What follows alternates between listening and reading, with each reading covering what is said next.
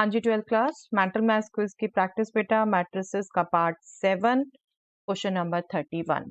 Find the number of all possible matrices of order 2 by 2 with each entry 1, 2 or 3. Time starts now.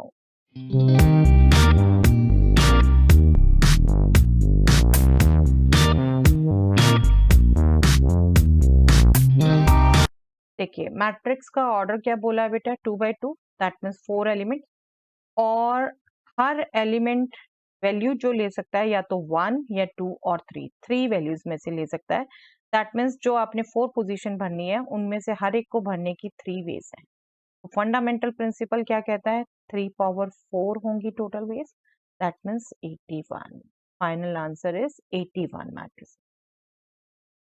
If this matrix with element x plus y and x minus y is equal to square matrix this into column matrix this, then find the value of x cross y.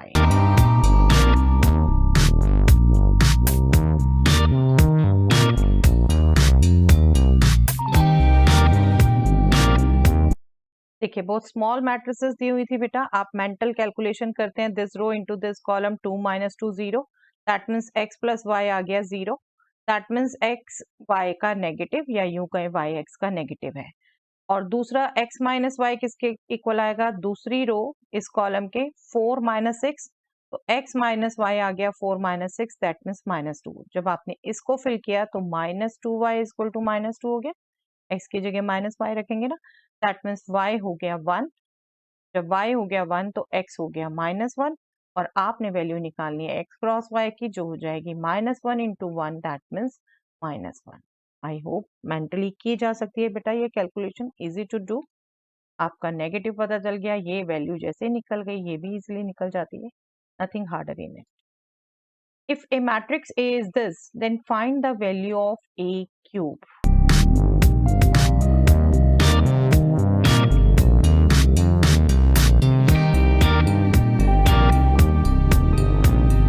Yes, आप matrix गौर से observe कर पा रहे हैं बेटा, तो ये diagonal matrix है, रादर स्केलर मैट्रिक्स. ठीक है, क्या है, आपके ऑफ डायगोनल एलिमेंट 0 हैं और सभी डायगोनल एलिमेंट 2 हैं. रिजल्ट जो हम यूज करने लगे हैं, हम डायगोनल मैट्रिसेस का यूज करने लगे हैं बेटा. एक किसी डायगोनल मैट्रिक्स को आप दूसरी डायगोनल मैट्रिक्स से मल्टीप्लाई करते हैं तो प्रोडक्ट में एक्चुअली आप डायगोनल मैट्रिक्स ही आती है, और जो इसके और इसके एलिमेंट होते हैं उनके डायगोनल्स को आप मल्टीप्लाई कर देते हैं. Simple to calculate. ठीक है, अब यहाँ क्या करना था, ए क्यूब. जब आप a से a स्क्वायर कैलकुलेट कर रहे हैं तो आप a को a से मल्टीप्लाई कर रहे हैं, तो आपने 2 को 2 से ही, 2 को 2 से ही, 2 को 2 से किया. जब क्यूब कर रहे हैं तो अगेन a स्क्वायर को अगेन a से मल्टीप्लाई कर रहे हैं, दैट मीन्स 2 इंटू 2 इंटू 2.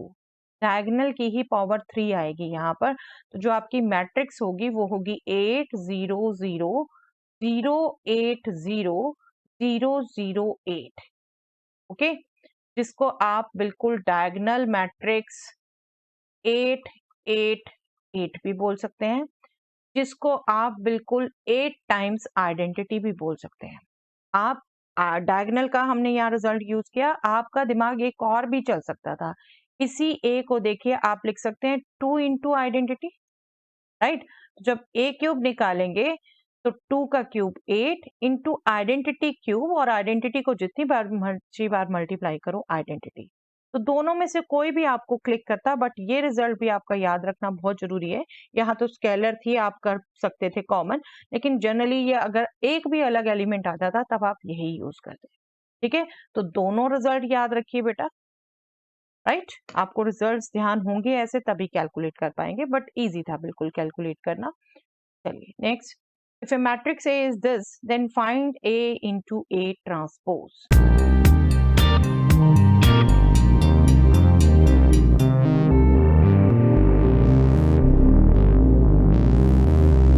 देखिए, आई थिंक इसको भी कैलकुलेट करना सिंपल. A रो मैट्रिक्स है तो A ट्रांसपोज कॉलम मैट्रिक्स है. तो जब आपने A इंटू A ट्रांसपोज निकालनी है तो आपकी जो मैट्रिक्स आनी है वो 1 by 1 ऑर्डर की आनी है.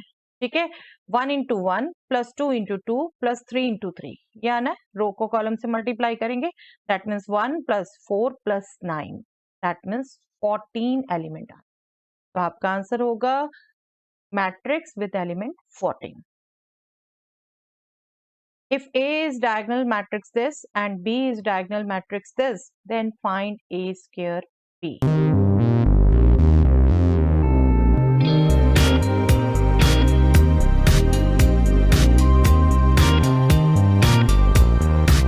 ए स्क्वायर बी फाइंड आउट करना है बेटा। अभी रिजल्ट आपको रिकॉल कराया एक क्वेश्चन पहले, डायगोनल मैट्रिक्स को डायगोनल से जब मल्टीप्लाई करेंगे तो डायगोनल ही आएगी, और यहाँ पर अभी क्या है, ए स्क्वायर इंटू बी।